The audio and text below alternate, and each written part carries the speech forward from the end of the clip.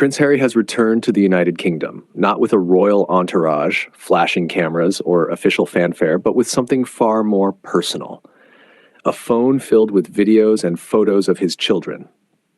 No photographers at the runway. No ceremonial greetings. Just Harry, quietly stepping back into the country he once called home.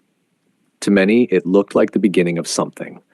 A man on a mission, perhaps to mend a bond with his father, or maybe even with the nation that still knows him best. But behind the heartfelt reunion lies a far more complicated story.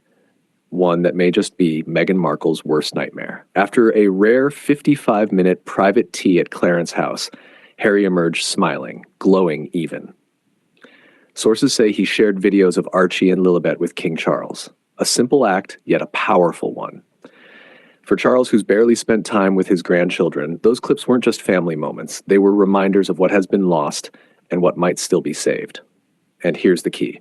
This was no casual drop-in. It was the first time in nearly 2 years father and son sat alone together.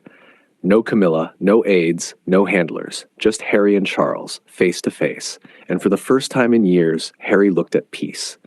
But that peace comes at a cost, because for Meghan, none of this was part of the plan. The Sussexes left royal life for freedom. California sunshine, Hollywood deals, global influence. Yet years later, the dream is faltering. Media contracts have stumbled. Meghan's lifestyle brand is struggling. The influencer empire never took off. Meanwhile, Harry is back in London, smiling, embraced by crowds, welcomed by his father. The contrast is impossible to ignore. Remember, Meghan's exit was about breaking free from an outdated system. But here we are, Harry, standing in the very heart of it, looking more at ease than he has in years. Insiders say he longs for reconnection. He wants his children to know their grandfather. He wants to feel part of a legacy again. And though security issues remain a hurdle, Harry's recent words, "Life is precious. I don't know how long my father has," sound less like PR and more like a son realizing time is running out. And that's why this moment matters. Sources claim months of quiet negotiation led to this single meeting. That's not coincidence. That's diplomacy. A son carefully stepping back into the royal fold. For Meghan, the risk is clear. California life doesn't come with castles, crowns, or centuries of tradition. It comes with constant reinvention. And right now, Harry seems to miss the stability of the world he left behind. At Clarence House, there were no cameras, no statements, just symbolism. Harry wasn't only sharing tea, he was testing the waters, and Charles welcomed him with warmth, not protocol. For Harry, those 55 minutes reopened long-buried emotions.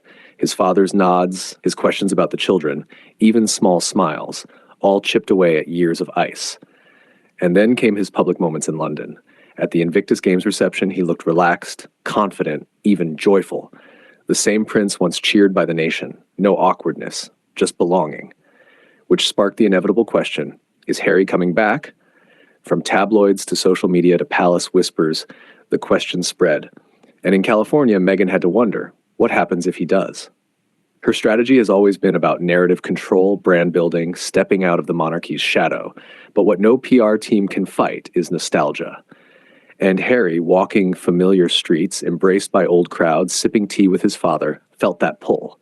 Because in Britain, he isn't just Meghan's husband, he's history, a prince, a son of the king. Reports suggest life in Montecito feels lonelier than expected. Meghan dives into work, Harry drifts in thought, missing home. And the children? Growing up far from castles and cousins, their questions will only grow louder. This visit, the tea, the smiles, the applause, may be the turning point. Because as one insider put it, Harry may have walked away from the palace, but the palace never truly walked away from him. And if that door is even slightly open, the story of Harry and Meghan is about to enter a whole new chapter. Would you like me to trim this into a shorter 3 to 4 minute version for quick YouTube content, or keep it as a long-form script for a more cinematic, detailed narration?